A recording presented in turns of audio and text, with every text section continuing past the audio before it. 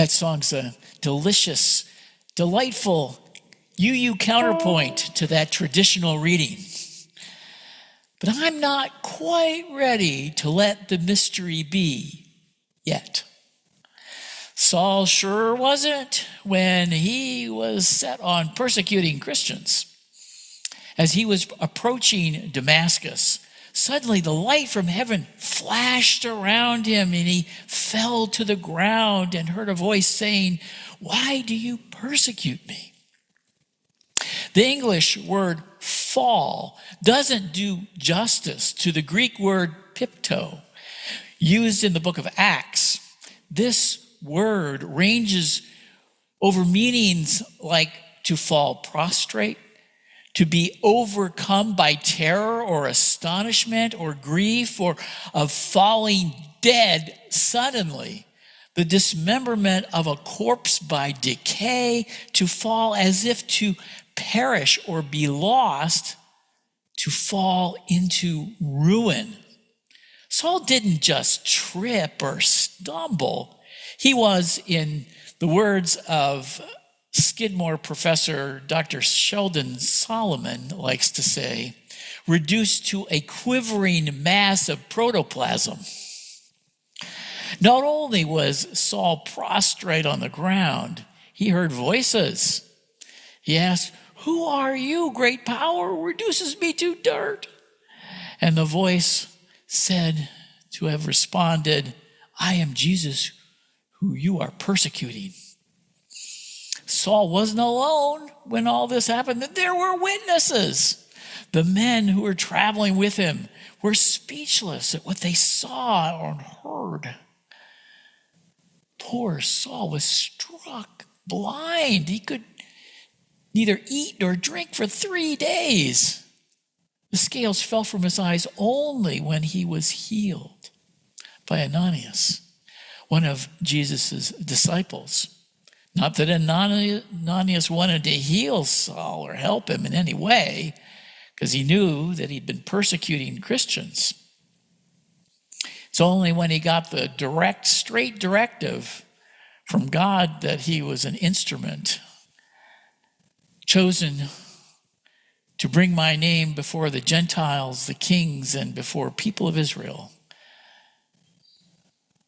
So begins the Christian religion. Without Saul tiptoeing to the ground in the first century, it is unlikely Jesus' message would have survived to this day. Saul's experience on the road to Damascus is a powerful example of what a mystical experience can do to change the world. Saul was neither the first nor the last to have powerful, transformative, mysterious, mystical experiences. Karen Armstrong, scholar of world religions, wrote, "Paul's vision was not unique, nor was its transcendental experiences limited to Christianity. Throughout history, men and women have had similar visions and been impelled by them to acts of supreme courage and endurance. Some here today might be suspicious of mysticism because of the alleged supernatural content and references. Instead of categorizing mystical experiences as supernatural experiences created by God, William James is best known for his attempt to reclassify them as real human experiences. To avoid confusion with supernaturalism, James talked about them psychologically as mystical states of consciousness, to describe the range from the most profound religious experiences to non-religious experience. One important quality that James identifies that makes these experiences mystical is the strong sense of significance and knowledge that comes with them. Another is their ineffability. They cannot be captured effectively or completely in language and defy symbolic representation. Typically, they are transient. They come and are gone, not to be willed again. While they powerfully affect the person who has had them, they're not easily remembered through memory. And interestingly, while in the mystical experience, the individual having it is not actively able to process the information. Instead, it is more of a passive experience, operating outside the will. Saul was powerless before the forces that overwhelmed him and blinded him for 3 days. The positive part of having a mystical experience is that it seems to expand one's field of consciousness. They sharpen perception and open doors to greater insight and understanding. They breach the wall of self and leave behind a window that opens to a sense of life and meaning beyond the self. Abraham Maslow also felt that mystical experiences occur universally with or without theistic or supernatural content. He felt strongly that each experience was unique to the person experiencing it. He called them peak experiences because he thought they could be demystified, making them natural and available outside a religious framework. He felt a secular framework could better be used to understand and interpret them. Take the experience of John, which has the elements of mystery and mysticism in them. John, not his real name, earned an MA in psychology and a DO in medicine and was board certified in family practice. He was an associate professor of family medicine. His totally unexpected and unusual visionary experience took place when he was 30 years old in the most unlikely setting of a military briefing. In the summer of 1984, fresh out of a Navy medical internship, he was assigned as a general medical officer to a Marine Corps air station. The base was here in the continental United States and was largely a training command. There were no wars or deployments on the horizon then. John was and still is a straight arrow, no drugs or alcohol. He had no spiritual practice and no special spiritual training. In a modern, well-lit auditorium, John was listening to a completely uninspiring, mundane orientation by base officers in a room 3/4 full of Marines and sailors. Several hours of tedium into it, he noticed the presenter's feet were melting into the floor. They appeared to merge with a very large living structure that he recognized as the back of some sort of truly enormous reptile. As he looked around, he saw everyone, even himself, connected to the back of this reptile, as if they were all the same living organism. Soon came a flood of extremely positive emotions. He felt vibrantly alive, safe, warm, and in harmony with all that exists. He felt he was being shown the fundamental reality of our interconnectedness.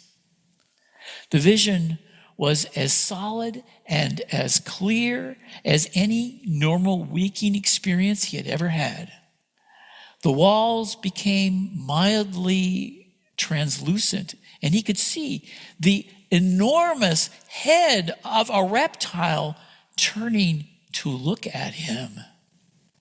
In its eyes, he saw tremendous compassion and humor, almost as if it smiled. It wordlessly communicated the message, "So, for a moment, you see. Relax. Don't take yourself so seriously. All is well. We are forever one." After about 10 minutes, the vision faded away, as if the curtain that had been drawn back closed again. Nothing even remotely mystical or mysterious has happened to John since that day. What do you think of this experience? What if it happened to you? Maybe you have had experiences like this one, but never discussed them with anyone. John waited for years before sharing it. The emotion and the message are clearly mystical, but the images of a huge reptile are very mysterious. A more psychological and scientific example of the intersection between mystery and mysticism comes from the life of Dr. James V. Hard. Dr. Hart has a BS degree in physics and an MS and PhD in psychology.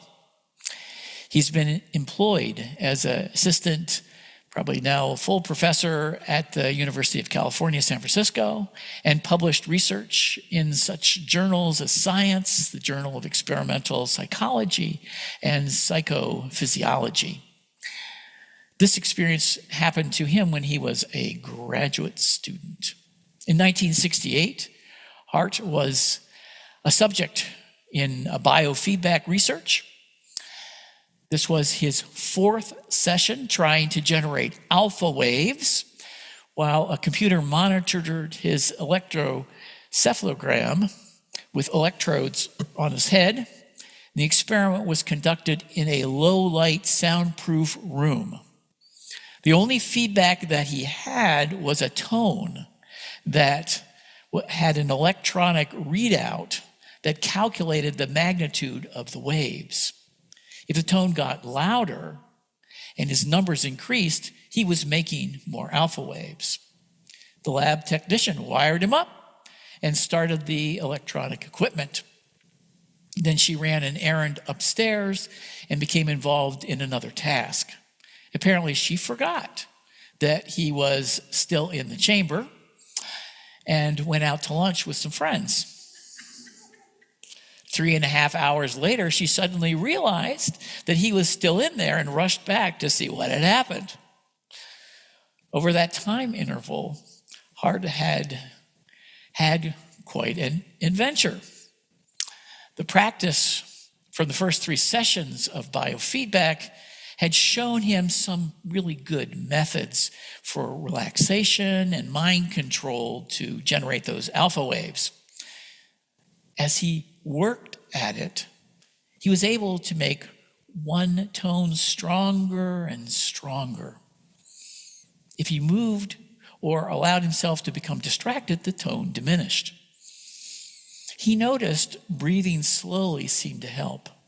Opening his eyes made things worse.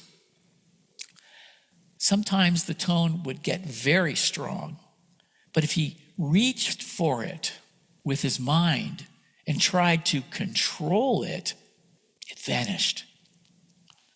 As he experimented with different states of mind, he noticed he had gaps in consciousness that he couldn't account for that registered positively in the readings and the sound. He noticed that thinking itself was blocking the alpha waves. The gaps in thinking produced a burst of alpha wave activity. Hart worked at letting go of thoughts until he could sustain the tone during that gap. He found himself watching the process of consciousness rather than being absorbed in the process of consciousness. As he got better and better at it, he noticed a strange sensation of lightness. Whenever the I, the sense of self, started thinking about the sensation of lightness, it became heavy again. Gradually, he felt himself floating to the ceiling and looking down at his body. If he started trying to analyze the experience or felt self-congratulatory, down he came. The more he was able to empty his mind, the more he was able to float, and the more ecstasy he felt. It was as if he could exist outside the flow of time, almost unrippled by his presence. The faltering of the tone indicated any self-centered brain activity. He began to peel the onion and see the multi-level dimensions of thought as it arose and disappeared. By the time the lab tech came bursting in to see what had happened to him, Dr. Hart had had a near ego death experience and was ready to spend the rest of his life researching biofeedback.